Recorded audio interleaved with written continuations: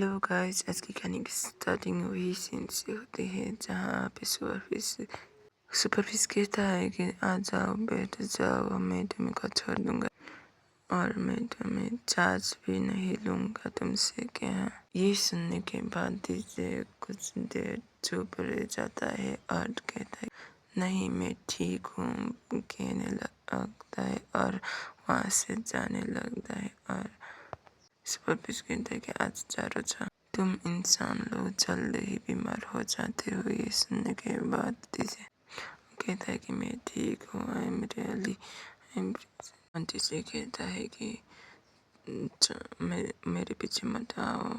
और सुपरफिश कहता है कि हमारी बात एक ही है, इसलिए मैं तुम्हारे पीछे नहीं आ रहा हूँ और तुम्हारी लाइफ इससे कम होती है कि डीजे सोचता है कि मैं कुछ भी नहीं बोलूँगा कहते हुए जाने लगता है, पर सुपरफिश ने विसल कर रहा था।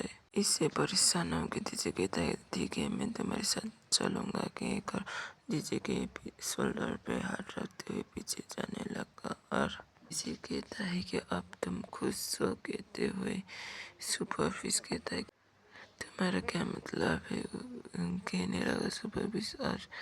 और वो दोनों वहाँ से जाने लगे। और कुछ हमें डीजे कहता है कि मैं सच में कुछ भी नहीं कह सकता, ये जनरल मुझसे केयर करता है, मेरी कल्पना मात्र है। ये सोचते हुए डीजे मेरे पास कोई चॉइस नहीं है कि उसके सिवाय किसी और के साथ रिलाई हो सके, वही उसी फिक्स कर सकता है।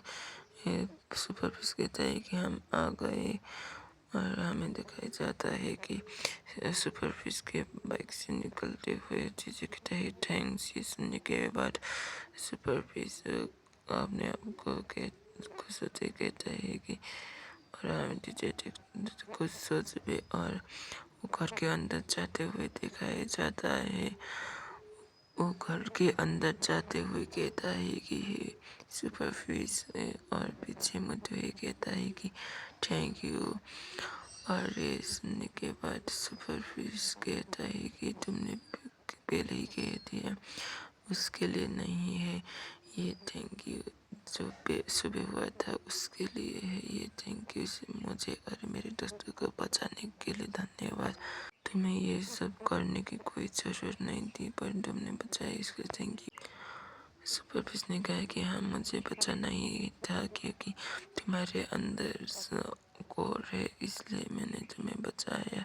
ये सुनने के बाद डीजे मुस्कुराते हुए अंदर चला गया। और अंदर जाने के बाद सुपरफिश से दूर करते हुए वो अपने छाती को समाते हुए सोचने लगा कि मेरे साथ क्या हुआ है, ये क्यों हो रहा है ये सोचते हुए।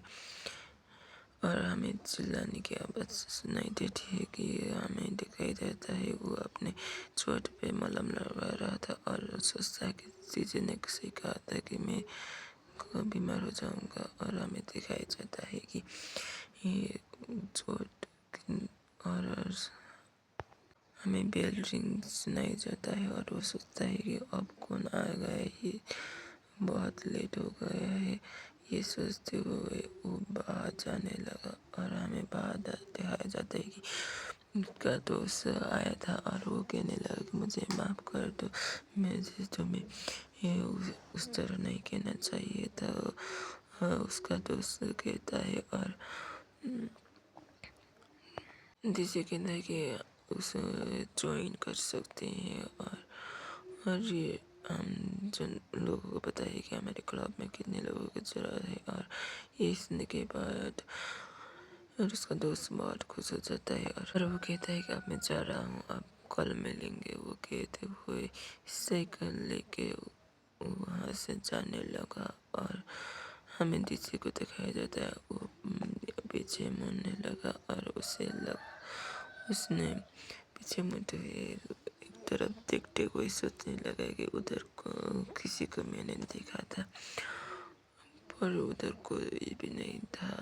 और हमें डर को पूरा सुन को दिखाया जाता है और वो सोचता है कि मैं नहीं सोया था इसलिए मुझे लगता है यीशु के वो अंदर चला गया और हमें एक पेड़ के पीछे दिखाया जाता है कि